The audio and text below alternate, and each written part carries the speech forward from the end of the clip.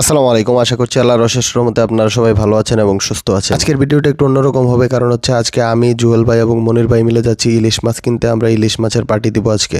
আমরা তিনজন মিলে যাচ্ছি বাঙালি মার্কেট ইলিশ মাছ কেনার জন্য, কারণ হচ্ছে আমাদের আশেপাশে যে দোকানগুলো আছে সেগুলোতে বড় ইলিশ মাছ পাওয়া যায় না। তার জন্য আমরা তিনজন মিলে বাঙালি মার্কেটে চলে গেলাম ইলিশ মাছ কিনে আনার জন্য। যেহেতু আমাদের মনির ভাই মাছগুলো রান্না করবে, তার জন্য মনির ভাই পছন্দ করে দুটি বড় মাছ নিল। তারপর ওজন দিয়ে যেটা বড় সেটাই আমরা নিলাম। আসলে আমরা বেশিরভাগ সময় মনির ভাইয়ের বাসায় পার্টি দিয়ে থাকি, কারণ হচ্ছে মনির ভাই যেহেতু রান্না করে তার জন্য আমরা সবাই ওনার বাসায় চলে যাই, খাওয়া দাওয়া করে তারপরে চলে আসি। আগে আমরা বেশিরভাগ সময় হোটেলে পার্টি দিতাম, কিন্তু এখন আমরা বেশিরভাগ সময় বাসায় পার্টি দিই, কারণ হচ্ছে মনির ভাই নিজের হাতে রান্না করে। আর মনির ভাইয়ের রান্নার হাত তো মাশাআল্লাহ অনেক ভালো, আপনারা আগে থেকেই জানেন। সত্যি কথা বলতে বাংলাদেশের ইলিশ মাছ যতটা স্বাদ হয় এই দেশের ইলিশ মাছ ততটা স্বাদ হয় না, কারণ হচ্ছে এই দেশের ইলিশ মাছগুলো মূলত হচ্ছে সমুদ্রের, আর বাংলাদেশের ইলিশগুলো ফ্রেশ নদীর হওয়ার কারণে স্বাদটা একটু বেটার। তবে আলহামদুলিল্লাহ মনির ভাই অনেক সুন্দর করে মাছটা রান্না করেছিল এবং আমরা অনেক মজা করে খেলাম। আসলে মনির ভাই অনেক সুন্দর করে রান্না করতে পারে, তার জন্য আমরা মনির ভাইয়ের বাসায় ম্যাক্সিমাম দিন পার্টি দিয়ে থাকি এবং আমার কাছে মনে হচ্ছে বাংলাদেশের থেকে কোনো অংশেই স্বাদ কম হয়নি। আলহামদুলিল্লাহ আমরা অনেক মজা করে খেয়েছি, আর এটার একমাত্র কৃতিত্ব হচ্ছে আমাদের মনির ভাই অনেক সুন্দর করে মজা করে মাছটা রান্না করেছিল।